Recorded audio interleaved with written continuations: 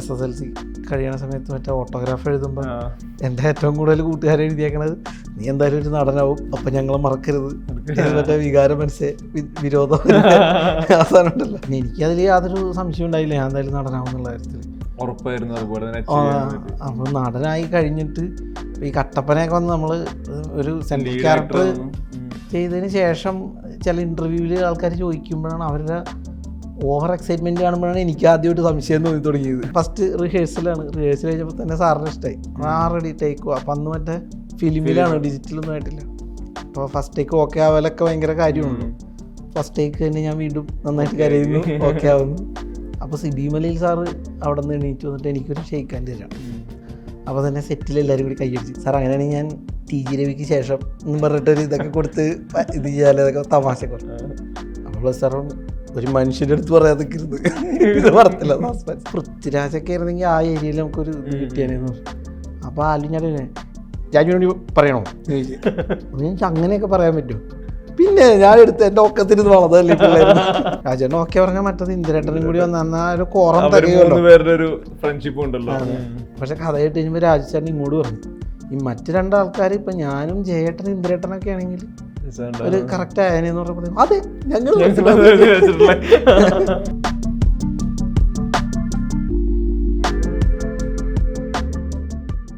The Q show ടൈമിൽ Vishnu Unnikrishnan, welcome. നമസ്കാരം. ഈ എല്ലാവർക്കും സിനിമ സ്വപ്നം ആഗ്രഹമൊക്കെ പറയുമ്പോൾ അച്ചീവ് ചെയ്യേണ്ട ഏതെങ്കിലും ഒരു മേഖല വെച്ചിട്ട് ഇങ്ങനെ ആലോചിക്കാറുണ്ട്, ആഗ്രഹിക്കാറുണ്ട്. വിഷ്ണുവിൻ്റെ കാര്യത്തിൽ ഭയങ്കര രസമുള്ളൊരു ട്രാവൽ ഉണ്ടല്ലോ. ഈ ചൈൽഡ് ആർട്ടിസ്റ്റായി തുടങ്ങുന്നു, അവിടെ നിന്ന് ക്യാരക്ടർ ആർട്ടിസ്റ്റ് ആവുന്നു, നായക നടനാവുന്നു, എഴുത്തുകാരനാവുന്നു, ഇപ്പോൾ സംവിധായകനാവുന്നു. ഇത് മൾട്ടിപ്പിൾ ഏരിയ ആണ് അച്ചീവ് ചെയ്യുന്നത്, ടച്ച് ചെയ്യുന്നത്. ഇതെല്ലാവർക്കും പോസിബിൾ അല്ല, എല്ലാവരും അച്ചീവ് ചെയ്യുന്നതല്ല. ഈ വിഷ്ണുവിന് ശരിക്കും ഇതിലൊരു പ്ലാൻ ഉണ്ടായിരുന്നോ, അതോ ഈ എല്ലാവരും പറയുന്നു അല്ലെങ്കിൽ ഇതിലൊരു സംഭവിക്കലാണോ, എന്താ ഇത് ശരിക്കും? പ്ലാൻ ഉണ്ടായിരുന്നു. ആ പ്ലാനും പടി ഒന്നും നടന്നില്ല. പ്ലാൻ ഇതായിരുന്നു നടനാവുക എന്നുള്ള ഇത് മാത്രം.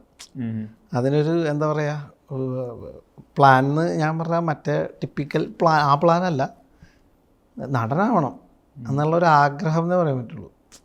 അതിന് വേണ്ടിയിട്ടാണ് നമ്മൾ എല്ലാ ഫോക്കസും അതിലേക്കായിരുന്നു. അപ്പോൾ നമ്മൾ എന്ത് ചെയ്താലും അതൊക്കെ ടെമ്പററിയാണ്. കാരണം ഞാൻ നടനാവാൻ വേണ്ടി ഉള്ള ആളാണല്ലോ എന്നുള്ളതാണ് ഞാൻ മുൻപ് പറഞ്ഞിട്ടുണ്ട് ഇൻ്റർവ്യൂവിലൊക്കെ. കാരണം ഞങ്ങൾ ഈ SSLC കഴിയണ സമയത്ത് മറ്റേ ഓട്ടോഗ്രാഫ് എഴുതുമ്പോൾ എൻ്റെ ഏറ്റവും കൂടുതൽ കൂട്ടുകാരെ എഴുതിയേക്കണത് നീ എന്തായാലും ഒരു നടനാവും അപ്പം ഞങ്ങൾ മറക്കരുത് മറ്റേ വികാരം മനസ്സേ വിരോധം അവസാനം ഉണ്ടല്ലോ. അല്ല, വിശാല മനസ്സേ വിരോധം വരുതേ വിധിയുണ്ടെങ്കിൽ വീണ്ടും കാണണം. അതിൻ്റെയൊക്കെ കൂട്ടത്തിൽ ഇതുണ്ടാവും, നീ നടനാവുമ്പോൾ നമ്മൾ മറക്കരുത്. അപ്പം അന്നേ നമ്മൾ സിനിമ നടനാവാനെന്നും പറഞ്ഞിട്ട് അങ്ങനെ എൻ്റെ മനസ്സിൽ ഇങ്ങനെ ഫിക്സ് ആയി കിടക്കുക. ഭയങ്കര ചെറിയ പ്രായം തൊട്ട് തന്നെ ഉണ്ട്. ഇത് എവിടെ ശരിക്കും നടനാവണം എന്നുള്ളൊരു ആഗ്രഹമൊക്കെ എന്തെങ്കിലും പെർഫോമൻസ് കണ്ടിട്ടാണോ, സിനിമ കണ്ടിട്ടാണോ, എന്തിലേക്ക് അങ്ങനെ ഒരു ഹുക്ക് ചെയ്യുന്ന എന്തെങ്കിലും ഉണ്ടായിരുന്നോ? അത് എൻ്റെ അമ്മാവൻ്റെ മോനുണ്ട് വിഭിച്ചേട്ടൻ. വിഭിച്ചേട്ടനൊക്കെ മിമിക്രി ചെയ്യും. അപ്പം അത് എനിക്ക് ഭയങ്കര, അവർക്ക് മിമിക്രി ചെയ്യുമ്പോൾ കിട്ടുന്ന ഒരു അപ്ലോസും കാര്യങ്ങളൊക്കെ നമുക്ക് ഭയങ്കര കൗതുകമാണ്. അപ്പോൾ എനിക്കും ചെയ്യണം. വിഭിച്ചേട്ടൻ ചെയ്യണ കണ്ടിട്ട് ഞാൻ അന്ന് കൃഷ്ണൻകുട്ടി നായരുടെ ശബ്ദം പുള്ളി അനുകരിക്കണ കണ്ടിട്ട് ഞാൻ ചെയ്തു നോക്കി. അപ്പോൾ അതിന് വീട്ടിലൊക്കെ അംഗീകാരം കിട്ടി. അപ്പോൾ ആദ്യമായിട്ട് ഞാൻ ഇരിക്കണത് എൻ്റെ അച്ചാമ്മേനെ തന്നെയാണ്. വീട്ടിൽ അച്ചാമ്മ ചമ്മന്തി അരച്ചിട്ട് അതുമായിട്ട് കൊച്ചച്ഛൻ ഊണ് കഴിക്കാൻ വരുന്ന സമയത്ത് അതുമായിട്ട് പോയപ്പോൾ തട്ടി വീണ് കണ്ടിട്ട് ഞാനത് ഇങ്ങനെ അച്ചാമ്മ ഉച്ചയ്ക്ക് വീണു എന്നൊക്കെ പറഞ്ഞ് അമ്മയൊക്കെ വരുമ്പോൾ കാണിച്ചു കൊടുക്കും. അപ്പോൾ അച്ഛനും 2 അനിയന്മാരുമാണ്. അപ്പോൾ 3 മരുമക്കളാണ് അച്ചാമ്മയ്ക്ക്.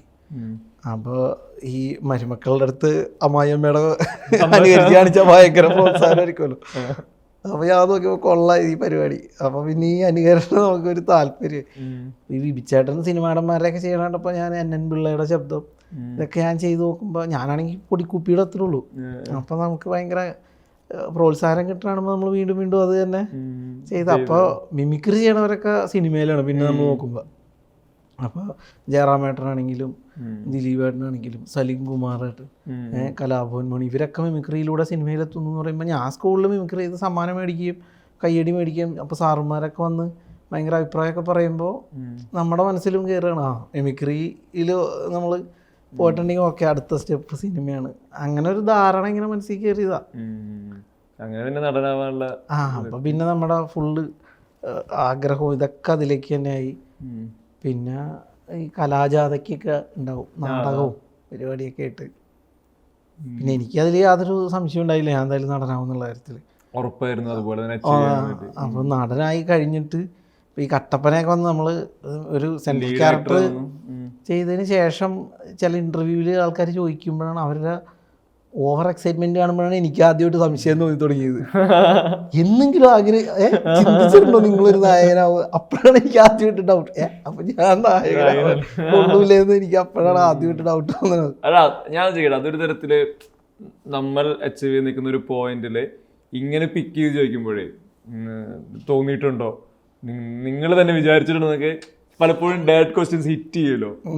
അതിൽ ശരിക്ക് നമ്മുടെ ഒരു കോൺഫിഡൻസ് ലെവലിനെ എഫക്ട് ചെയ്യുന്നതല്ലേ? അതാ പറഞ്ഞത്, അവർക്കുള്ള ആ ഒരു സംശയം എനിക്ക് ഉണ്ടായിട്ടില്ല. അപ്പൊ എനിക്ക് പിന്നെ തോന്നിയെന്ന് പറഞ്ഞാൽ നമുക്ക് ആ സംശയം ഇല്ലാത്തതായിരിക്കും നമ്മുടെ ഏറ്റവും വലിയ പ്ലസ്, ഫ്യൂവൽ അതായിരിക്കും. ഈ ചൈൽഡ് ആർട്ടിസ്റ്റ് എന്ന് പറയുമ്പോൾ എനിക്ക് തോന്നിയിട്ടുണ്ട് പലപ്പോഴും ഈ കുട്ടികളുടെ സിനിമകളിൽ അല്ലെങ്കിൽ കുട്ടികൾ ക്യാരക്ടേഴ്സ് വരുമ്പോഴൊക്കെ അതിലൊരു പ്ലസന്റ് സ്വഭാവം, ഹാപ്പിയാണ്, കൂടുതൽ സംഘർഷഭരിതമാവുന്നില്ല പലപ്പോഴും. പക്ഷെ വിഷ്ണുവിൻ്റെ ക്യാരക്ടേഴ്സിനെല്ലാം കൃത്യമായ ഈ പറഞ്ഞ തലയ്ക്കകത്തുള്ള സംഘർഷമുണ്ട്, പുറത്തുള്ള സംഘർഷമുണ്ട്. ഇതിനെ മാനേജ് ചെയ്ത് പോകാന്ന് പറയുന്നത് അവിടെ ശരിക്കും പെർഫോം ചെയ്യണം. അവിടെ നമുക്കൊരു കുട്ടിയെ ഫ്രെയിമിൽ കൊണ്ടുവരുത്തി 2 ബലൂൺ വെക്കുന്നതോ അല്ലെങ്കിൽ അച്ഛനമ്മയോട് ചിരിക്കുന്നതോ കളിക്കുന്നതോ പാട്ടോ അല്ല അവിടെ വരുന്നത്. എൻ്റെ വീട് അപ്പൂൻ്റെ മുതൽ ഇങ്ങോട്ടേക്കുള്ള ജേണിയിൽ പളുങ്കാവട്ടെ, ബാച്ചിലർ പാർട്ടി വരെ നോക്കുവാണെങ്കിൽ ഭയങ്കര എഫേർട്ടഡ് ഉള്ള ക്യാരക്ടേഴ്സാണ് ഈ ചൈൽഡ് ആർട്ടിസ്റ്റ് ആയിട്ട് ചെയ്തിട്ടുള്ളത്. ഈ പെർഫോമൻസ് ഇപ്പോൾ എൻ്റെ വീട് അപ്പൂൻ്റെ എക്സാമ്പിൾ എടുക്കുകയാണെങ്കിൽ അവിടെ കിട്ടുന്ന ഫീഡ് എന്താണ്, വിഷ്ണു എങ്ങനെ പെർഫോം ചെയ്യുന്നത് കുട്ടിയാണുള്ള അഭിപ്രായത്തിൽ? അല്ല, അതിൽ എൻ്റെ ഇവിടെ പുൻ്റേൻ്റെ കഥ എന്ന് പറഞ്ഞു കഴിഞ്ഞാൽ അതിൻ്റെ അസിസ്റ്റന്റ് ഡയറക്ടർ നിഷാദ് ഖാൻ. അപ്പം നിഷാദ് ഖാൻ മനുരാജേട്ടൻ്റെ സുഹൃത്താണ്. ഞാൻ മനുരാജേട്ടൻ്റെ മിമിക്രി ട്രൂപ്പിൽ ഞങ്ങൾ 3-4 പിള്ളേരുണ്ട് മിമിക്രിക്ക്. അപ്പോൾ നമ്മുടെ പെർഫോമൻസും നമ്മുടെ ഒരു ഇതൊക്കെ നിഷാദ് ഖാക്ക് അറിയാം, പുള്ളി കണ്ടിട്ടുള്ളതുകൊണ്ട്. അപ്പോൾ പുള്ളി സിബി സാറിൻ്റെ പടത്തിൽ അസിസ്റ്റ് ചെയ്യണ സമയത്ത് മനുചേട്ടനെ പെട്ടെന്ന് വിളിച്ചിട്ട് പറഞ്ഞ്, നീ മറ്റേ ആ പയ്യനോട് ഇങ്ങ് വരാൻ പറയും, ഇവിടെ ഒരു നല്ല റോളുണ്ടെന്ന് പറഞ്ഞു. അപ്പം ഞാൻ ഓടിപ്പിടിച്ച് അവിടെ ചെല്ലുമ്പോൾ ഓൾറെഡി ആ ക്യാരക്ടറിന് വേറെ ആളെ ഫിക്സ് ചെയ്തു. അപ്പോൾ അത് നമ്മുടെ പ്രൊഡക്ഷൻ എക്സിക്യൂട്ടീവ് രാജേഷേൻ്റെ അനിയനെ ഫിക്സ് ചെയ്തു ഓൾറെഡി. അപ്പോൾ എന്നോട് നിഷാദൊക്കെ പറഞ്ഞു, നീ ഒരു പണി അവിടെ നിന്നോ, കൂട്ടത്തിൽ നിന്നോന്ന് പറഞ്ഞു. കൂട്ടത്തിൽ നിൽക്കാൻ വേണ്ടിയിട്ട് എന്നെയും പിടിച്ച് മൊട്ടയടിച്ച് ഇതേപോലെ പറ്റ ട്രിം ചെയ്തിട്ട് നിർത്തി. കാരണം അത് ജുവനൈൽ ഹോമിലെ ഇതാണ്. അപ്പോൾ എൻ്റെ ലുക്ക് കണ്ടാലും കറക്റ്റ് ജൂനൈൽ ഹോമിന് പാകത്തിലുള്ള ഇതാ. അപ്പോൾ എന്നെയും പിടിച്ച് നിർത്തിയ കൂട്ടത്തിൽ ഇടയ്ക്ക് ഇങ്ങനെ ഒരു ഡയലോഗിൻ്റെ ഒരു സാധനം, ആരെങ്കിലും ഒരാൾ പറയേണ്ട ഒരു സാധനം വന്നപ്പോൾ ഇതിലാരാ ഡയലോഗ് പറയുന്നത് സിബി സാറ് ചോദിച്ചപ്പോൾ നിഷാദ് ഓടി വന്നിട്ട് പുള്ളി കൊണ്ടുവന്നേക്കണല്ലോ എന്നെ പുള്ളിക്ക്. അപ്പോൾ എനിക്ക് എന്തെങ്കിലും മേടിച്ചു തന്നാൽ പുള്ളിക്ക് ഭയങ്കര സന്തോഷമായി. പുള്ളി ഓടി വന്നിട്ട് എടാ പറഞ്ഞോളൂല്ലേ, ഞാൻ പറയാം പിന്നെ ഞാൻ പറയാം. അപ്പോൾ ഇതാണ് സാധനം എന്ന് പറഞ്ഞ് നിഷാദൊക്കെയാണ് എനിക്ക് ആദ്യമായിട്ട് ഇത് പറഞ്ഞു തന്നത്. അപ്പോൾ അത് ചെയ്യണം. അപ്പോൾ ഞാൻ ചെയ്യാം. സംഭവത്തിലുള്ളൂ ഈ TS രാജുവിൻ്റെ ക്യാരക്ടർ തലേദിവസം പുള്ളിയുടെ ക്യാബിനിൽ കയറിയിട്ട് സിഗരറ്റും മദ്യമൊക്കെ ആരാ എടുത്തതെന്ന് ചോദിക്കുമ്പോൾ പുള്ളി ഒരു പയ്യനെ പിടിച്ച് തല്ലും. അപ്പോൾ കരഞ്ഞോണ്ട് അയ്യോ അമ്മ ഞാനല്ല സാറേ എന്നൊക്കെ പറഞ്ഞിട്ട് കരയണം. അഭിനയിക്കാൻ കിട്ടിയ ചാൻസ് ഉള്ളൂ, പൊളിച്ചെടുക്കാം. ഞാൻ കരഞ്ഞു കഴിഞ്ഞപ്പോഴത്തേക്ക് ഫസ്റ്റ് റിഹേഴ്സൽ കഴിഞ്ഞപ്പോൾ തന്നെ സാറിന് ഇഷ്ടമായി. റെഡി ടേക്കോ. അപ്പം അന്ന് മറ്റേ ഫിലിമിലാണ്, ഡിജിറ്റലൊന്നും ആയിട്ടില്ല. അപ്പോൾ ഫസ്റ്റ് ടേക്ക് ഓക്കെ ആവാലൊക്കെ ഭയങ്കര കാര്യമുള്ളൂ. ഫസ്റ്റ് ടേക്ക് തന്നെ ഞാൻ വീണ്ടും നന്നായിട്ട് കരയുന്നു, ഓക്കെ ആവുന്നു. അപ്പോൾ സിബി മലയിൽ സാറ് അവിടെ നിന്ന് എണീറ്റ് വന്നിട്ട് എനിക്കൊരു ഷെയ്ക്കാൻ തരാം. അപ്പോൾ തന്നെ സെറ്റിൽ എല്ലാവരും കൂടി കൈയടിച്ച്, കാരണം ഇത്രയും നാഷണൽ അവാർഡ് മലയാളത്തിലേക്ക് കൊണ്ടുവന്നേക്കുന്ന ആളാണ്. അപ്പോൾ പുള്ളിയുടെ ഷെയ്ക്കാൻ കിട്ടിയപ്പോൾ എനിക്ക് നാഷണൽ അവാർഡായി. അതെ. അപ്പോൾ അതുവരെ നമ്മൾ മറ്റേ ഗ്രൂപ്പിൽ പുറകിലൊക്കെ നിൽക്കുവാണെങ്കിലും അപ്പോൾ തന്നെ എനിക്കൊരു സ്കെച്ച് വീഴും. അപ്പൊ പിന്നെ അവന് മറ്റേ ഇത് കൊടുക്ക്, അവന് നിറങ്ങളെ കൊടുക്ക്, അങ്ങനെയൊക്കെ. അപ്പൊ പിന്നെ ഉച്ചയ്ക്ക് ഊണ് കഴിക്കാനൊക്കെ നമ്മൾ ഇവരെയൊക്കെ കൂട്ടത്തിലൊക്കെ ആയി. അപ്പൊ നമുക്ക് ഭയങ്കര സന്തോഷമായി. പിന്നെ വേറെ ഡയലോഗ് വരുന്നതിനൊക്കെ മറ്റേ ഇവനെ കാളിദാസിനെ ഇൻട്രൊഡ്യൂസ് ചെയ്യുന്ന ഒരു സീനുണ്ട് സലീമേണ്ണൻ.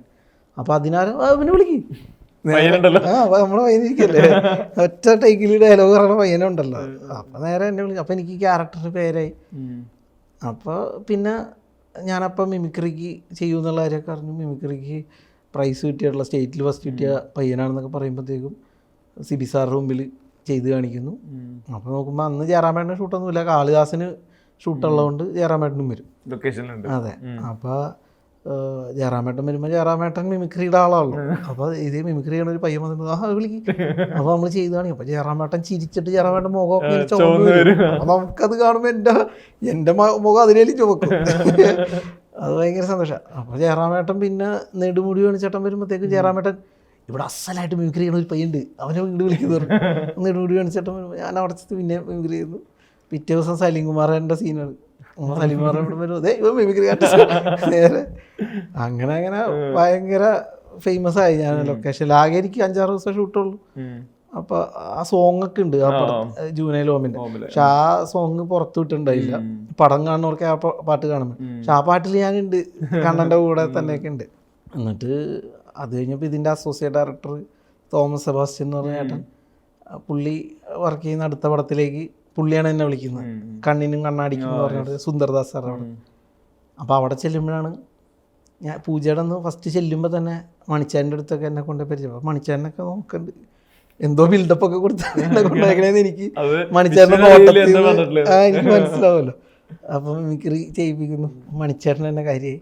പിന്നെ മണിച്ചേട്ടൻ്റെ വണ്ടിയിലൊക്കെ കയറ്റിയാണ് റൂമിലേക്കൊക്കെ പോകുമ്പോഴൊക്കെ. അപ്പോൾ എനിക്ക് ഭയങ്കര സന്തോഷമാണ്. അപ്പോൾ അത് കഴിഞ്ഞപ്പോൾ എനിക്ക് രാപ്പകൽ എന്ന് പറഞ്ഞ പടത്തിലേക്ക് അപ്പോൾ അതിലേക്ക് വിളിക്കുന്നത്. അപ്പോൾ എൻ്റെ ഒരു വിചാരം എന്ന് പറഞ്ഞു കഴിഞ്ഞാൽ അപ്പം നമ്മൾ സിനിമാടനായി, ഇനിയിപ്പോൾ ആൾക്കാർ ഇങ്ങനെ വിളിച്ചുകൊണ്ടിരിക്കും എന്നുള്ളതാണ്. അപ്പം ഇതേപോലെ എന്തെങ്കിലും ഒരു സീനൊക്കെ വരുമ്പോഴാണ് ഇവർ ഓർത്തിട്ട് മറ്റേ പയ്യനെ വിളിക്കാം, അങ്ങനെ വിളിക്കണമെന്നുള്ളതാണ്. അപ്പം അന്ന് എനിക്കത് മനസ്സിലാക്കാനുള്ളതില്ല. എൻ്റെ വിചാരം ഇനിയിപ്പോൾ കണ്ടിന്യൂസ് ഇങ്ങനെ വിളിച്ചോണ്ട്, പക്ഷേ സ്ഥിരമായിട്ട് അങ്ങനെ വിളിയൊന്നും വരണില്ല, ഇടയ്ക്കൊക്കെ വരണേ. പക്ഷെ അത് മതി എനിക്കന്ന്. അപ്പം അത് കഴിയുമ്പോൾ ബ്ലസ്സി സാറടുത്ത് ഇതേപോലെ നിഷാദൊക്കെ തന്നെ പളുങ്കിൻ്റെ ശരിക്കും ലൈഫിൽ ഭയങ്കര ടേണിംഗ് പോയിന്റുകൾ. അതെ അതെ, ബ്ലസ് സാറിൻ്റെ അടുത്തും നിഷാദൊക്കെയാണ് ഇതേപോലെ വിളിച്ചിട്ട് ചെല്ലണേ. അപ്പോൾ ചെല്ലുമ്പോൾ ബ്ലസ് സാറ് എൻ്റെ ലുക്ക് കണ്ടപ്പോൾ തന്നെ ഓക്കെ. അപ്പം ഞാൻ ഓർത്തു എന്നെ ഒറ്റ കാഴ്ചയിൽ ബ്ലസ് സാറ് ഇഷ്ടമല്ല. അപ്പം എന്നോട് ഒരു സംഭവം ഇങ്ങനെ ചെയ്ത് കാണിക്കണമെന്ന് പറഞ്ഞിട്ട്, ഒരു സൈക്കിള് നീ മോഷ്ടിച്ചു, പക്ഷെ അത് നീയാണോ മോഷ്ടിച്ചതെന്ന് ചോദിക്കുമ്പോൾ അത് പുറത്ത് വരാത്ത രീതിയിൽ അഭിനയിക്കണം. അപ്പോൾ അതിനെന്താ, അത് ഞാൻ ചെയ്ത് കാണിക്കണം. ഞാൻ ചെയ്ത് കാണിക്കുമ്പോഴത്തേക്കും പ്ലസ് സാർ ഇവനെ ഓക്കെയാണ് എന്നൊക്കെ പറഞ്ഞിട്ട് അവിടെ വിടുന്നു. ഞാൻ ഓർത്തു എൻ്റെ ടാലൻറ്റ് ഭയങ്കര തന്നെ എന്നൊക്കെ വിശ്വസിച്ച് ഞാനിങ്ങോട്ട് പോരാണ്. ഷൂട്ടിന് ചെല്ലുമ്പോൾ അവിടെ ഒരു കടയിൽ, ലോട്ടറി കടയിൽ ഇരിക്കണതും ഇങ്ങനെ നാനയുടെ നടുവേജ് നോക്കണത്, അങ്ങനത്തെ പരിപാടിയൊക്കെയാണ്. ഞാൻ ഈ സൈക്കിൾ മോഷ്ടിക്കുന്ന സീൻ എപ്പോഴാണോ എടുക്കുന്നത്, ഇതൊന്നും എന്നോട് പറഞ്ഞിട്ടില്ല. പക്ഷേ ലൊക്കേഷനിലുള്ള വേറെ പല ആൾക്കാരും എന്നെ കാണുമ്പോൾ ഓ ഇവനല്ല മറ്റേ ചെയ്യണ എന്നൊക്കെ പറഞ്ഞിട്ടില്ല, എന്നോട് കാര്യം പറഞ്ഞിട്ടില്ല. അത് കഴിഞ്ഞ് ലാസ്റ്റ് ആ സീൻ എടുക്കുന്ന ദിവസമാണ് എന്നോട് പറയണം, അപ്പം ഇതാണ് നീ കൊച്ചിനെ കൊല്ലുന്ന ക്യാരക്ടറാണെന്ന് പറഞ്ഞു കഴിയുമ്പോഴാണ് ഞാൻ എൻ്റെ ദൈവം. ഞാനപ്പോഴും ഫണ്ണായിട്ട് സാർ അങ്ങനെയാണെങ്കിൽ ഞാൻ TG രവിക്ക് ശേഷം എന്നും പറഞ്ഞിട്ടൊരു ഇതൊക്കെ കൊടുത്ത് ഇത് ചെയ്യാലോ ഇതൊക്കെ തമാശ പറഞ്ഞു. അപ്പോൾ പ്ലസ് സാർ ഒരു മനുഷ്യൻ്റെ അടുത്ത് പറയാതൊക്കെ ഇരുന്ന് ഇത് പറത്തില്ല സസ്പെൻസ്. ഞാൻ പറയില്ല സാറേ ആ തമാശ പറഞ്ഞു. അല്ല, അതിലെനിക്ക് ചോദിക്കാനുള്ളത്, അതിലെനിക്ക് ഈ പറഞ്ഞ ഇൻസിഡൻറ്റ് ഉണ്ടാവുന്നു, മമ്മൂക്ക അന്വേഷിച്ച് നടക്കുന്ന കൊച്ചിനെ ലാസ്റ്റ് ഈ മറ്റേ ഇമോഷണൽ കരച്ചിൽ സീക്വൻസ് കടയിൽ വന്നിട്ടുള്ളത്, അതിന് കോടതി നിൽക്കുന്ന ഷോട്ട് ഉണ്ടല്ലോ, അതായത് വിഷ്ണുവിനെ നേരെ ഫോക്കസ് ഷിഫ്റ്റ് മമ്മൂക്കോടെ നിൽക്കുന്നത്, വിഷ്ണുവിന് വേറെ മൂവ്മെന്റിൽ അനക്കലും മമ്മൂക്ക് വേറെ മൂവ്മെന്റിൽ അനക്കലും, ഒറ്റ നോട്ടത്തിൽ അവിടെ സ്റ്റക്കാണ്. ആ ഷോട്ടിന് മെമ്മറി ശരിക്കും എങ്ങനെയാ? അത് ഈ പറഞ്ഞ പോലെ ബ്ലസ് സാറ് തന്നെ പറഞ്ഞു തന്നു. പുള്ളി ഇങ്ങനെ പറഞ്ഞ് നമുക്ക് നീ ആ സമയത്ത് ഇത് ചെയ്യേണ്ടത് ഇങ്ങനെ അബദ്ധം പറ്റി, നിൻ്റെ ക്യാരക്ടർ അതാണ്. അപ്പോൾ കോടതിയിൽ വെച്ചിട്ട് ഇങ്ങനെ വിധി പറയുമ്പോൾ നിസ്സാരമായിട്ട് നിൽക്കുന്ന ഒരു സാധനമാണ്, എന്നാൽ നീ കുറ്റം ചെയ്തവനാണ്, നിനക്ക് അങ്ങനെ ഭയങ്കര പ്രൗഡായിട്ട് നിൽക്കാനൊന്നും പറ്റില്ല, വെറുതെ വിടുന്നു എന്നാൽ പോലും എന്നൊക്കെ പറഞ്ഞിട്ട് അതിൻ്റെ ഡീറ്റെയിൽ എനിക്ക് ഒരു ഫീഡ് തന്നിരുന്നു. പിന്നെ അതെ അതെ, അത് മമ്മൂക്കയുടെ കൂടെയാണെന്ന് പറയുന്നത് ഭയങ്കര സംഭവമല്ലേ. അപ്പോൾ അതൊരു വലിയ മൊമെൻ്റായിരുന്നു. ബ്ലസ് സാറ് മമ്മൂക്കയ്ക്ക് വരെ ഇങ്ങനെ ഓരോ സാധനങ്ങൾ സീൻ പറഞ്ഞിട്ടൊക്കെ ചെയ്ത് കാണിച്ചൊക്കെ ഇങ്ങനെ കൊടുക്കണം. അപ്പം മമ്മൂക്ക മറ്റേ ആ വണ്ടി ലാസ്റ്റ് ഒരു ടൈലൻഡ് ഉണ്ട് റോട്ടിൽ വീഴാൻ മഴയത്ത്. അപ്പോൾ അത് മമ്മൂക്കനോട് പറഞ്ഞത് പോരാഞ്ഞിട്ട് വെറുതെ പറഞ്ഞാലും പോരാ, മമ്മൂക്ക ഈ പറഞ്ഞല്ലോ അത് നടു റോട്ടിലാണ് ഷൂട്ട് ചെയ്യണത്. അപ്പോൾ ബ്ലസ്സി സാറ് ഒരു മടിയും കൂടാതെ നമുക്ക് അന്നേരം ഇങ്ങനെ പശുവിൻ്റെ ഇത് അറിയുക, പിന്നെ വണ്ടി വരുന്നേരം നമുക്ക് നേരെ ഇങ്ങനെ മീൻസ് മമ്മൂക്കൊക്കെ അത് ചെയ്ത് കൊടുക്കേണ്ട കാര്യമൊന്നും ഉണ്ടായിട്ടല്ല, എന്നാൽ പോലും മമ്മൂക്ക അവിടെ വീഴണമല്ലോ ഇനി. അപ്പൊ അതിനൊരു മുമ്പേ ബ്ലസ് സാറൊന്ന് വീഴാണ്. അപ്പൊ അതിന്റെ ഒരു ഡയറക്ടോറിയൽ സാധനം ഞാൻ പറഞ്ഞ. അപ്പൊ നമ്മൾ അതൊക്കെ കാണുമ്പോ അതൊക്കെ എനിക്ക് ഭയങ്കര ലേണിങ്ങാ. നമ്മളന്ന് ചിന്തിച്ചിട്ടേ ഇല്ല നമ്മൾ നാളെ ഒരു പടം ചെയ്യണം, ഡയറക്റ്റ് ചെയ്യുന്നത്. പക്ഷെ അതൊക്കെ ഇപ്പോഴും എൻ്റെ മനസ്സിൽ അങ്ങനെ തീർച്ചയായിട്ടും. അപ്പം നമ്മൾ ഇപ്പോൾ ഒരാൾക്ക് അങ്ങനെ ചെയ്യാൻ മടിയുള്ളൊരു കാര്യം, അല്ലെങ്കിൽ ഒരു ക്രൗഡിൻ്റെ മുമ്പിൽ ഉള്ളൊരു കാര്യം, അതിനെ ഒന്ന് ഈസാക്കാൻ വേണ്ടി അത് എത്ര സഹായിക്കും എന്നുള്ളൊരു ബോധം എനിക്ക് അന്ന് കയറി. ഇതിലിപ്പോൾ ഈ രസമുള്ളത് നമുക്ക് തോന്നുന്നത് ഇപ്പം ഇത്രയും ക്യാരക്ടേഴ്സ് ഒക്കെ ചെറുപ്രായത്തിൽ ചെയ്തല്ലോ, ഇപ്പം അതിനൊരു റീവിസിറ്റിംഗ് ഉണ്ടോ ശരിക്കും? ഇപ്പം പിന്നെ ആ സിനിമ കാണുമ്പോൾ അല്ലെങ്കിൽ ഒരു സീൻ കാണുമ്പോൾ ആ സമയത്ത് ഈ പറഞ്ഞ സീനിയർ വിഷ്ണു ഉണ്ണികൃഷ്ണന് എന്താ തോട്ട്സ് എന്താ ശരിക്കും? ഞാനതൊക്കെ കാണുമ്പോൾ ഹാപ്പിയാണ്. പിന്നെ എനിക്ക് ആ സമയത്ത് ഇഷ്ടപ്പെടായൊക്കെ ഉണ്ട്. ആ സമയത്ത് നമുക്ക് ചെയ്ത് കഴിഞ്ഞ് പിന്നീട് കാണുമ്പോഴത്തേക്കും ഇതിങ്ങനെ കുറച്ചുകൂടി നന്നാക്കായിരുന്നു, അതിപ്പോഴും തോന്നാറുണ്ട്. ഇതിലിങ്ങനെ ചെയ്യായിരുന്നു എന്നൊക്കെ തോന്നുമല്ലോ. കുറേ നാൾക്ക് ശേഷം കാണുമ്പോഴത്തേക്കും അയ്യോ അന്നത്തെ ഒരു ഇതിലത് ഓക്കെയാണ്, അത് മതി, അന്നത് എല്ലാവരും ഓക്കെ എന്ന് പറഞ്ഞാൽ ഡയറക്ടർ ഓക്കെ എന്ന് പറഞ്ഞത് ഇഷ്ടമായിട്ടാണ് എന്നുള്ളൊരു തോട്ടാണ് പഴയതൊക്കെ കാണുമ്പോൾ തോന്നുള്ളൂ. പക്ഷെ ഇപ്പം ചെയ്ത് കാണുമ്പോൾ എനിക്ക് തോന്നുന്നു അയ്യോ ഇത് ഇത്തിരി ഇങ്ങനെ ആക്കാൻ. അല്ല, ഈ Blessy sir as A film maker ഈ പറഞ്ഞ ഭയങ്കര ഇമോഷണൽ ഈ പറഞ്ഞ കൺസ്ട്രെയിൻസ് ഒക്കെ ആക്ടേഴ്സിന് കൊടുക്കുന്ന സിനിമകൾക്ക് ആ സ്വഭാവം ഉണ്ടല്ലോ. ഒരുപക്ഷെ അന്ന് ചിലപ്പോൾ പെർഫോം ചെയ്യുമ്പോൾ ഇത്രയും ഭാരം വിഷ്ണു ചിലപ്പോൾ കിട്ടിയിട്ടില്ലായിരിക്കും, ജസ്റ്റ് ഫീഡുകളിൽ മാത്രം തീർന്നു പോകുന്നതായിരിക്കും. ഇപ്പം അത് കാണുമ്പോഴേ ഈ പറഞ്ഞ ഈ സിനിമയുടെ ഒപ്പം മൊത്തം കാണുമ്പോൾ ഈ ക്യാരക്ടറിന്റെ ജേണി കാണുമ്പോൾ അതിൽ ഈ പറഞ്ഞൊരു ട്രോമാഭാരം ഉണ്ടോ ശരിക്കും? അല്ല, അങ്ങനെ ചോദിച്ചു കഴിഞ്ഞാൽ പുള്ളി ആ കഥാപാത്രത്തിനെ ഓൺ സ്ക്രീനിൽ എന്ത് കൊണ്ടുവരണം എന്നുള്ളത് പുള്ളിക്ക് വ്യക്തമായ ബോധ്യമുണ്ട്. അപ്പം അതിനു വേണ്ടി അത്രയും സാധനം നമുക്ക് പറഞ്ഞു തരേണ്ട ആവശ്യമില്ല, അത് പുള്ളിക്ക് അറിയാലോ. പുള്ളി നമുക്ക് നമ്മളിൽ നിന്ന് വേണ്ടത് എന്താണോ അതിനുള്ള ഡോസ് മാത്രമേ നമുക്ക് തന്നിട്ടുള്ളൂ. അത് നമ്മൾ ചെയ്യുമ്പോൾ അത് ഓക്കെയാണ്. പക്ഷെ ഈ കഥ മൊത്തമായിട്ട് കണ്ടുവരുമ്പോഴാണല്ലോ അതിന്റെ ഇമ്പാക്റ്റ് ഒക്കെ. അതൊരിക്കലും അത് അഭിനയിക്കാൻ വന്ന അന്നത്തെ ആ പയ്യനെ സംബന്ധിച്ചിടത്തോളം അതൊന്നും അറിഞ്ഞില്ലെങ്കിലും ഇതെല്ലാം എക്സിക്യൂട്ട് ചെയ്തെടുക്കാവുന്നുള്ളൂ. അതെ, അത് പുള്ളിയുടെ ഏരിയയാണ്.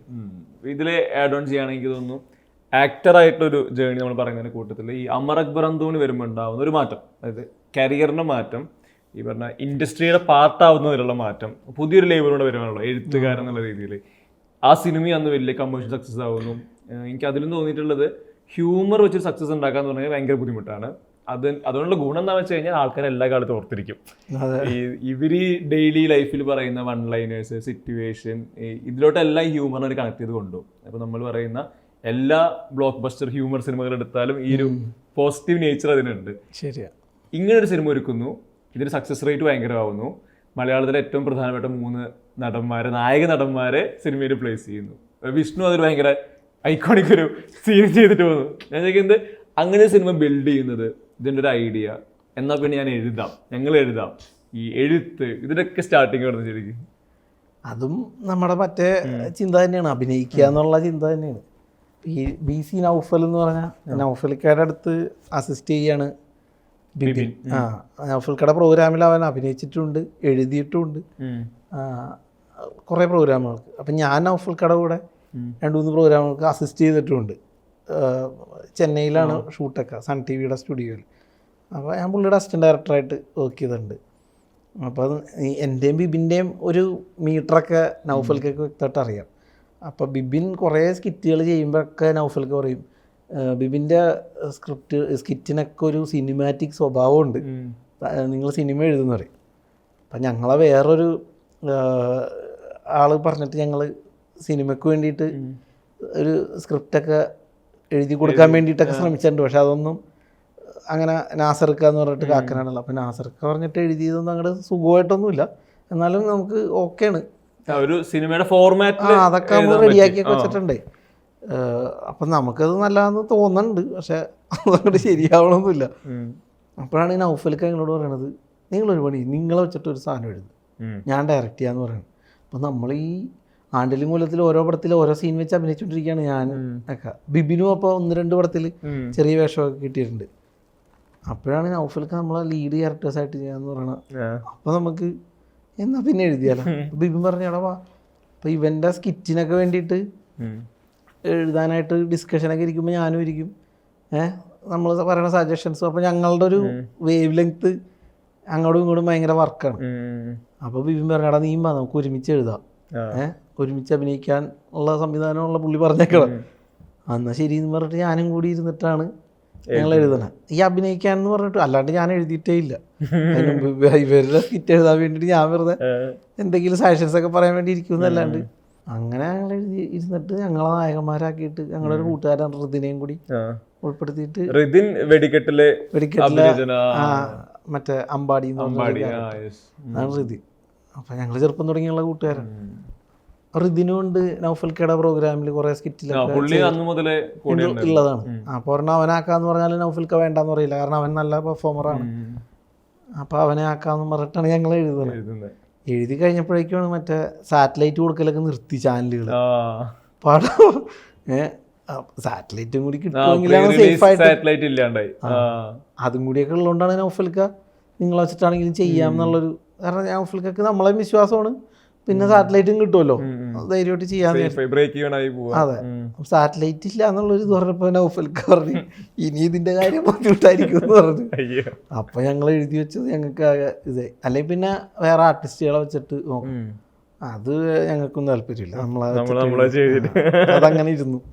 ഞങ്ങൾ തന്നെ ഷാജു ചേട്ടനൊക്കെ നമ്മളെ സുഹൃത്തായിരുന്നു, ഷാജു ചേട്ടനെ ഇടയ്ക്ക് വായിച്ച് കേൾപ്പിച്ചു. അപ്പൊ പുള്ളിക്ക് ഭയങ്കര ഇഷ്ടമായി എന്നൊക്കെ പറഞ്ഞു. ക്യാരക്ടർ ഉണ്ടായിരുന്നോ? ഇന്ന ക്യാരക്ടറൊന്നും. അപ്പൊ ഞങ്ങൾ എഴുതുന്ന സമയത്ത് ആ ക്യാരക്ടർ ഗണേഷ് ചേട്ടന് എന്നൊക്കെ പറഞ്ഞു. അപ്പോ ഷാജുനെ വായിച്ച് കേൾപ്പിച്ച് പുള്ളി നല്ലതാന്നൊക്കെ പറഞ്ഞു. പിന്നെ ഈ നാദർഷിക്ക ഈ ബഡായി ബംഗ്ലാവ് ബിബിൻ എഴുതുന്നുണ്ട്, അതിന്റെ റൈറ്റേഴ്സിൽ ഒരാളാണ് ബിബിൻ. അപ്പോൾ നാഷിക്ക മുകേഷ് ചേട്ടനെ കാണാൻ വേണ്ടിയിട്ട് അവിടെ വന്നപ്പോഴാണ് ബിബിനോട് പറയണത്. ഷാജോൻ പറഞ്ഞില്ല നിങ്ങളുടെ ഒരു സ്ക്രിപ്റ്റ് ഉണ്ടെന്ന്, അതൊരു ദിവസം വന്ന് പറയാൻ പാടില്ലെന്ന് ചോദിച്ചു. അപ്പോൾ ബിബിൻ പറഞ്ഞു അല്ല അത് ദിലീപേട്ടന് പറ്റിയതല്ല, പിന്നെ ആദർശിക്ക ദിലീപ് വെച്ച് പടം ചെയ്യുന്നു എന്നും പറഞ്ഞു വാർത്ത കേൾക്കാൻ തുടങ്ങിയിട്ട് കാലം കുറേ. അപ്പം നാഷിക്ക് പറഞ്ഞത് ദിലീപിനെ വെച്ചിട്ട് മാത്രമേ ചെയ്യാൻ പാടുള്ളൂ, നിങ്ങൾ വന്ന് പറയടാന്ന് പറഞ്ഞു. അപ്പം അന്ന് തന്നെ ജിസ്മോൻ ചേട്ടൻ അവിടെ ഗസ്റ്റായിട്ട് ചെന്നിട്ടുണ്ട് ബൈസിക്കിൾ തീവ്സിൻ്റെ പ്രൊമോഷൻ അങ്ങാണ്ട്.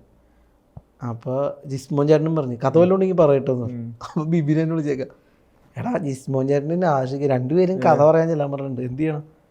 ഞാൻ പറഞ്ഞു ജിസ്മോൻ ചേട്ടനായിരിക്കും ഇപ്പം ഒരു പടം ചെയ്ത് ഹിറ്റായിട്ട് നിൽക്കണേയുള്ളൂ, അപ്പോൾ ജിസ്മോൻ ചേട്ടൻ്റെ അടുത്ത് നമുക്ക് പോവാം. അതിന് മുമ്പ് നമുക്ക് ആഷിയുടെ അടുത്ത് ആദ്യം പോയിട്ട് ട്രയൽ അടിക്കാം. ആ പുള്ളി ഭയങ്കര തമാശയുടെ ഇതാണല്ലോ, തലേക്കല്ലാണല്ലോ. പുള്ളിക്ക് മിക്കവാറും നമ്മുടെ കോമഡി വർക്കാവാൻ സാധ്യതയില്ല. ആഷിക്കടുത്ത് പോയിട്ട് ഒരു ട്രയൽ അടിക്കാം, പുള്ളി ഇനി കുഴപ്പമില്ല എന്നൊക്കെ പറഞ്ഞുകൊണ്ടാണെങ്കിൽ അപ്പോൾ നമുക്ക് റിഹേഴ്സലായല്ലോ. എന്നിട്ട് നമുക്ക് കോൺഫിഡൻ്റ് ആയിട്ട് ജിസ്മോൻ്റെ അടുത്ത് പോകാമെന്ന് പറഞ്ഞിട്ട് ആദ്യം ആഷിക്കടുത്ത് ഇത് ചെല്ലണം. ആഷിക്ക് ഇത് കേട്ടപ്പോൾ തന്നെ പുള്ളി വർക്കായി. അവിടെ നമ്മുടെ ടേണിങ് പോയിന്റാണ്. ആഷിക്ക് ഇഷ്ടപ്പെടുമെന്ന് നമ്മൾ വിചാരിക്കണില്ല, കാരണം പുള്ളി ഇപ്പം മാവേലി കൊമ്പത്തൊക്കെ ഇത്രയും വർഷങ്ങളായിട്ട് ഹിറ്റ് അടിച്ച് ഇങ്ങനെ മാവേലി കൊമ്പത്തിന് ബിബിനൊരു വെർഷൻ എഴുതിയിട്ട് കൊണ്ടുവന്നിട്ടുണ്ട്. അപ്പൊ ഇക്ക പറഞ്ഞ് ഞാൻ ഈ കൊല്ലം ചെയ്യല്ല, കഴിഞ്ഞ കൊല്ലത്തോടെ നിർത്തി. അപ്പൊ അങ്ങനെ ഒരു ഫ്ലാഷ് ബാക്ക് ഉള്ളതുകൊണ്ട് എന്തായാലും പുള്ളി എടുക്കാൻ സാധ്യതയില്ല, വെറുതെ പോയി പറഞ്ഞു നോക്കാന്ന് വെച്ചിട്ടാണ് ചെല്ലണേ. പക്ഷെ കേട്ടപ്പോൾ പുള്ളിക്ക് വർക്കായി. പുള്ളി അപ്പം തന്നെ എണീറ്റ് കൈ തരാണ്, ഇൻഷാല്ലാ നമ്മൾ ഈ സിനിമ ചെയ്യുന്നു, എൻ്റെ ആദ്യ സിനിമയായിട്ട് ചെയ്യുന്നു എന്നൊക്കെ പറഞ്ഞു. അപ്പം ഞങ്ങളെ അത് കഴിഞ്ഞ് അടുത്ത സിറ്റിങ്ങിലാണ് പുള്ളി പറയണത് ഇതിപ്പോൾ ആരെ വെച്ചിട്ടാ ചെയ്യണേ. അപ്പം നമ്മൾ വിട്ടിട്ടോ, കാരണം 2 കൊല്ലമായിട്ട് നമ്മുടെ കയ്യിൽ ഇരിക്കുക ഈ സ്ക്രിപ്റ്റ്, നമ്മൾ അഭിനയിക്കണം എന്നുള്ള പരിപാടി വിട്ടു. അപ്പോൾ പറഞ്ഞു ഇത് നാട്ടുകാർ ആണെങ്കിൽ വേറെ ആരെങ്കിലും വേണം, നിങ്ങൾക്ക് ഒരു അഡ്രസ്സ് ആവും ഈ പടം നന്നായാൽ, പിന്നെ നിങ്ങൾക്ക് വേണമെങ്കിൽ അഭിനയിക്കാമല്ലോ എന്ന് പുള്ളി ഒരു പ്ലോട്ട് നമുക്ക് ഇട്ട് തന്നു. അത് ഞങ്ങൾക്കും ഓക്കെ ആയിരുന്നു. അപ്പോഴും നമ്മുടെ ഉള്ളിൽ എന്തെങ്കിലും ചെറിയ വേഷമെങ്കിലും ഇതിൽ ചെയ്യായിരിക്കും ഇതൊക്കെ ഉണ്ട്. പിന്നെ നമ്മൾ ഓർത്ത് ചെറുതായിട്ട് ചെയ്യണ്ട, അത് വേണ്ട, അപ്പോൾ ഞാനും ബിബിനും അഭിനയിക്കുന്നില്ല,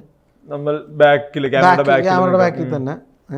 അപ്പോൾ ഞാനതിൽ അഭിനയിച്ച ക്യാരക്ടറിനൊക്കെ ഞങ്ങൾ വേറെ ആളേക്കാണ് കണ്ടിരുന്നത്. അപ്പോൾ പക്ഷെ ആദർശിക്കൊക്കെ ഭയങ്കര ഷൂട്ട് തുടങ്ങി കുറേ ദിവസം കഴിഞ്ഞപ്പോഴാണ് ആശിക്ക എടാ നിങ്ങൾ എന്തെങ്കിലും ചെയ്യും, മറ്റേ ക്യാരക്ടർ നീ ചെയ്യുന്നൊക്കെ പറഞ്ഞിട്ട്. അപ്പോൾ ഞാൻ ഒരാൾ ചെയ്താൽ പിന്നെ മറ്റേ ആൾക്ക് ചെയ്തില്ലെങ്കിൽ അങ്ങനെയല്ലേ, അപ്പോൾ നീ മറ്റേ റോൾ ചെയ്യുന്നു പറഞ്ഞിട്ട്. അപ്പോൾ ഇന്ദ്രേട്ടൻ്റെ ഒരു ഇൻട്രൊഡക്ഷൻ സീനിൽ ബിബിനും മറ്റേ കോളനിയിൽ പ്രശ്നം ഉണ്ടാക്കണ ഇതിന് ഞാൻ അങ്ങനെ 2 പേരും ഓരോ സീൻ വെച്ചിട്ട്. ഇതിലിപ്പോൾ ഈ സിനിമ ഓണാവുന്നു, ഇതെല്ലാം വരുന്നു, പിന്നെ ഈ ആക്ടേഴ്സിന്റെ അടുത്ത് നറേറ്റ് ചെയ്യുന്നത് ഇതെല്ലാം പുതിയ പ്രോസസ് ആണല്ലോ. ചെല്ലുമ്പോൾ കാണാൻ നമ്മൾ സ്ക്രീനിൽ ഭയങ്കരമായിട്ട് സെലിബ്രേറ്റ് ചെയ്യുന്ന ആർട്ടിസ്റ്റുകള് ഇവര് ചിലപ്പോൾ നമ്മളെക്കാൾക്ക് ഒരു 20-30-50% എക്സ്ട്രാ പ്രൊഫഷണൽ ഗൈസ് ആയിരിക്കും. അടുത്ത് മൊത്തം നറേറ്റ് ചെയ്യണം, ഇവർക്ക് ഇത് വർക്കാവുമെന്ന് ഉറപ്പിക്കണം. ചിലപ്പോൾ പലരും മുഖത്ത് റിയാക്ഷൻ ഒന്നും വരത്തില്ല. ഈ script reading narration process first time ആണല്ലോ. സ്ക്രിപ്റ്റ് ആയിട്ട് പോയെന്ന് തോന്നുന്നു. എല്ലാം കറക്റ്റായിട്ട് പറയട്ടല്ല. ഇല്ല പോയിട്ടില്ല. അതെങ്ങനെയായിരുന്നു ആ മൊമെന്റ്? എങ്ങനെയായിരുന്നു അത്? നാഷിക്ക് ഒറ്റടിക്ക് ഇഷ്ടമായില്ല. അതേപോലെ നമ്മളെ പ്രൊഡ്യൂസ് ചെയ്യാനായിട്ട് ആന്റണി ചേട്ടനാണ്. പുള്ളിയും കേട്ട പാടെ അപ്പം തന്നെ നമുക്ക് ഷെയ്ക്കാൻ്റെ പുള്ളി അപ്പം തന്നെ ചെക്ക് എഴുതി അഡ്വാൻസ് തരാം. അപ്പം നമ്മുടെ ജീവിതത്തിൽ ആദ്യത്തെ ചെക്കാണ് അഡ്വാൻസ്. ഞാനും ബിബിനും നേരെ ഇത് കൊണ്ടുപോയി ഫോട്ടോ സ്റ്റാറ്റ് എടുത്ത് അത് നമ്മൾ സൂക്ഷിച്ച് വെച്ചിട്ടുണ്ട് ഇപ്പോഴും. അത് ആദ്യമായിട്ട് കിട്ടിയേക്കുന്ന ഒരു ചെക്കാണല്ലോ. അപ്പം അന്ന് ഞങ്ങൾക്ക് പ്രോഗ്രാമും ഉണ്ട് ട്രൂപ്പിൻ്റെ. ഒരു ശിവരാത്രിയുടെ ദിവസം അന്നാണ് ആദ്യമായിട്ട് ഇത് കിട്ടുന്നത്. പ്രോഗ്രാമിന് പോകുമ്പോൾ ഈ ചെക്കുമായിട്ടാണ് പോയേക്കണം. ഭയങ്കര ഓർമ്മകളാണ്. അത് കഴിഞ്ഞിട്ടാണ് ഓരോ നടന്മാരിലേക്ക് ചെല്ലണത്. അപ്പോൾ ആദ്യം നമ്മൾ പോയ 2-3 നടന്മാർ ഓക്കെ ആയില്ല. മീൻസ് അവർ ഓൾറെഡി ഈ പറഞ്ഞ പോലെ വേറെ എന്തെങ്കിലും കാര്യങ്ങൾ കൊണ്ടായിരിക്കാം ചിലപ്പോൾ അന്നിങ്ങനെ വർക്കായില്ല. അതിനൊക്കെ കാരണങ്ങളുണ്ട്. അതൊന്നും എനിക്ക് പറയാൻ ഓക്കെ. അത് കഴിഞ്ഞിട്ടാണ് പിന്നെ രാജേട്ടൻ അപ്പം ഇങ്ങനെ ഒരു ആ പോലീസ് സ്റ്റേഷനിലൊരു സീനൊക്കെ എഴുതുന്ന സമയത്ത് നമ്മൾ സീൻസൊക്കെ ഓൾറെഡി ഉണ്ട്. ഡയലോഗ്സ് നമ്മളൊന്നും കൂടി ഒന്ന് ഫൈൻ ട്യൂൺ ചെയ്യാനിരിക്കുന്ന സമയത്താണ് ഡയലോഗ്സ് ഒന്നും കൂടി ഒരു ഫൈൻ ട്യൂൺ ചെയ്തുകൊണ്ടിരിക്കുക. കാരണം 2 കൊല്ലം മുമ്പ് എഴുതിയതാണ്. അതിങ്ങനെ ചെയ്തുകൊണ്ടിരിക്കുന്നതിൻ്റെ ഇടയിലാണ് വെറുതെ ഇങ്ങനെ പറയണേ, ഓ ഈ പോലീസ് സ്റ്റേഷനിൽ ഇയാള് CI പറയണ ഒരു ഡയലോഗ് ഉണ്ട് ലാസ്റ്റത്തെ, നീയൊക്കെ പോയി മാമുണ്ട് ചാച്ചിക്കോ, നിന്നെ കൊണ്ട് ഒരു കാര്യമില്ലാന്ന് പറയുന്നിടത്ത് ഇവരെണീറ്റ് തിരിഞ്ഞു നിന്നിട്ട് അമർ പറയും അവനെ സാറിന് കിട്ടൂല, സാറ് മാമൂട്ടി ചാച്ചിക്കോ. അപ്പൊ ഞാൻ വെറുതെ പറഞ്ഞാണ്, ഇത് അല്ല പൃഥ്വിരാജൊക്കെയാണ് ഇത് പറയണെങ്കിൽ ഈ ഏരിയ വരെ പൃഥ്വിരാജ് ഇല്ല നമ്മുടെ മനസ്സിൽ. ഇത് പൃഥ്വിരാജൊക്കെ ആയിരുന്നെങ്കിൽ ആ ഏരിയയിൽ നമുക്കൊരു ഇത് കിട്ടിയാനെന്ന് പറഞ്ഞു. അപ്പോൾ ആലിഞ്ഞാട് രാജുവിനോട് പറയണോ ചോദിച്ചു. അങ്ങനെയൊക്കെ പറയാൻ പറ്റുമോ? പിന്നെ ഞാൻ എടുത്ത് എൻ്റെ ഒക്കത്തിരുന്ന് വളർന്നതല്ലേ പിള്ളേർ. നമ്മളിങ്ങനെ വെറുതെ കുറെ തള്ളു പൃഥ്വിരാജ് പിന്നെ ആലിഞ്ഞാട് ഒക്കത്തിലിരുന്ന് അതൊക്കെ പറഞ്ഞ് കളിയാക്കും. അപ്പോൾ പുള്ളിയാണ്. അപ്പോൾ ഈ സുകുമാരൻ്റെ പഴയ കാലത്തെ ബന്ധമാണ് ആൽവിൻ ചേട്ടനൊക്കെ. അപ്പം അന്ന് തുടങ്ങിയ ഇവരൊക്കെ കുട്ടികളായിരുന്നപ്പോൾ തുടങ്ങി അറിയാം എന്നൊക്കെ പറഞ്ഞിട്ട് പുള്ളി പറയാം. അപ്പോൾ പുള്ളി നമ്മുടെ മുമ്പിൽ നിന്ന് അപ്പം തന്നെ രാജേട്ടനെ വിളിക്കുന്നു. രാജേട്ടൻ പറയാം അതെ അല്ലേ, ഓക്കെ, നാളെ രാവിലെ 10 മണിക്ക് ഗ്രൗണ്ട് പ്ലാസിൽ ചെല്ലാൻ പറഞ്ഞു പറയും. അപ്പം ഞങ്ങളപ്പം തന്നെ പൃഥ്വിരാജിനോട് കാണാൻ പോണം. നേരെ പിറ്റേഴ്സ് എന്ന് പറയുന്നു. കേട്ടപ്പോൾ തന്നെ പുള്ളിക്ക് ഇഷ്ടമായി. പുള്ളി അപ്പം തന്നെ ഇതൊന്ന് ഷെയ്ക്കാൻ കിട്ടി. അപ്പം ഞങ്ങൾ ജയേട്ടനോട് ഓൾറെഡി പറഞ്ഞിട്ടുണ്ടായിരുന്നു. നാഷിക്ക ജയേട്ടനെ വിളിച്ചിട്ട് പറഞ്ഞ് ഇങ്ങനെ ഒരു പരിപാടി 3 പേരുടെ പരിപാടിയാണ്, നീ ചെയ്യുമെന്ന് ചോദിച്ചു. അപ്പം ജയേട്ടൻ പറഞ്ഞു അതെന്തൊക്കെ അങ്ങനെ ചോദിക്കണത്, ഞാൻ അങ്ങനെ വിചാരിക്കുന്ന ഒരാളാണെങ്കിൽ ഞാൻ മങ്കിപ്പൻ എന്ന് പറഞ്ഞ പടം ചെയ്യും, അതിലാ പയ്യനല്ലേ ഹീറോ, ഇക്ക വാ കഥ പറയാന്ന് പറഞ്ഞു. ഞങ്ങൾ ചെന്നപ്പോഴത്തേക്ക് ഇൻ്റർവ്യൂവിൽ വരെ കേട്ടിട്ട് ചേട്ടൻ പറഞ്ഞിട്ട് എണീറ്റകത്തേക്ക് പോയി. അപ്പോൾ ഞാനും നാഷിക്കയും ബിബിനും മുഖാമുഖം നോക്കണേ, എന്താണ് പുള്ളി അടക്കം ചിരിക്കണൊക്കെ ഉണ്ടായി, പിന്നെ എന്താണ് ഒന്നും മിണ്ടാണ്ട് പോയത്. അപ്പോൾ പയ്യൻ മടക്കാം. പുള്ളി അകത്ത് പോയിട്ട് തിരിച്ചു വന്നിട്ടാണ്, ഞാൻ നിങ്ങൾക്ക് ഭക്ഷണം പറയാൻ പോയതാണ്, ഇനിയിപ്പോൾ കഴിയുമ്പോൾ സമയം എടുക്കൂലേ രാത്രി, അപ്പം മൊത്തം കേൾക്കാനാണെന്ന്. അപ്പം നിനക്ക് ഇഷ്ടമായെന്ന് ചോദിച്ചു ആൾക്കാർ. പിന്നെ അടിപൊളിയാണ്, ബാക്കി പറയാന്ന് പറഞ്ഞിട്ട് പിന്നെ മൊത്തം കിടപ്പോൾ ചേട്ടനും പരിപാടി ഓൾറെഡി ഉറപ്പിച്ചിരിക്കുന്ന സമയത്താണ് ഇത് ഇങ്ങനെയൊക്കെ ആവണം. രാജേട്ടൻ്റെ കേസ് പിന്നെ രാജേട്ടന്. അപ്പം ഞങ്ങൾ പോകുമ്പോഴേ രാജേട്ടൻ ഓക്കെ പറഞ്ഞാൽ മറ്റത് ഇന്ദിരേട്ടനും കൂടി വന്ന ഒരു കോറം തരുമല്ലോ. പക്ഷെ കഥ കേട്ട് കഴിഞ്ഞപ്പോൾ രാജേട്ടൻ ഇങ്ങോട്ട് പറഞ്ഞു, ഈ മറ്റ് 2 ആൾക്കാർ ഇപ്പം ഞാനും ജയേട്ടനും ഇന്ദിരേട്ടനൊക്കെ ആണെങ്കിൽ ഒരു കറക്റ്റ് ആയനെന്ന് പറഞ്ഞപ്പോൾ അതെ ഞങ്ങൾ. അപ്പൊ ഇന്ദിരേട്ടനെ ചേട്ടൻ തന്നെ ഒന്ന് വിളിച്ചൊന്ന് പറഞ്ഞാന്ന് പറഞ്ഞു. അപ്പം തന്നെ പുള്ളി വിളിച്ച് ഇന്ദിരേട്ടനെ വിളിച്ചിട്ട് ഇതൊന്നും ഒന്ന് കേൾക്കണമെന്ന് പറഞ്ഞു. ഇന്ദിരേട്ടൻ അപ്പം പുറത്തായിരുന്നു, മുംബൈയിലാണ് ഉണ്ടായിരുന്നു. അടുത്ത ദിവസം വരുമെന്ന് പറഞ്ഞു. വന്നപ്പോൾ തന്നെ ഞങ്ങൾ പറഞ്ഞ് പുള്ളിയും കഥ മൊത്തം കേട്ട് കഴിഞ്ഞപ്പോഴത്തേക്കും ഞാനിതിൽ ഏതാ ചെയ്യേണ്ടതെന്നാണ് പുള്ളി ചോദിച്ചത്. ഞങ്ങൾ പറഞ്ഞ് അന്തോണി, അതാണ് ഞങ്ങൾ ഓക്കെ. അങ്ങനെ അതങ്ങോട്ട് സെറ്റായി. പൃഥ്വിരാജൊക്കെ വന്നു കഴിഞ്ഞാൽ ഭയങ്കര പ്രശ്നമായിരിക്കും കേട്ടോ. ഇവരെ വെച്ചിട്ട് പടം ഓണായി കഴിഞ്ഞപ്പോ ഉപദേശം കൊണ്ടിട്ട് ഒരു രക്ഷയില്ല. രാജൊക്കെ അലമ്പായിരിക്കും കേട്ടോ. പുള്ളി സ്ക്രിപ്റ്റ് തിരുത്തുന്നു. അങ്ങനെ അങ്ങനെ ഓരോന്നും കഴിയുമ്പോഴും നമ്മളെ നോക്കും വന്നിട്ട് രാജേട്ടനൊക്കെ. ഞാൻ പറഞ്ഞത് അത് അവരുടെ ബുദ്ധിയാണ്. കാരണം അവർക്ക് പരിചിതമല്ലാത്തൊരു കാര്യം ആണെങ്കിൽ നമ്മൾ ഉദ്ദേശിച്ചത് എന്താന്ന് കറക്റ്റ് കിട്ടിക്കോട്ടെ എന്ന് വിചാരിച്ചിട്ടാ. അപ്പൊ എനിക്കൊരു പേരും ഉണ്ടായിരുന്നു, എന്താണ്, അതൃപ്തകുമാർ.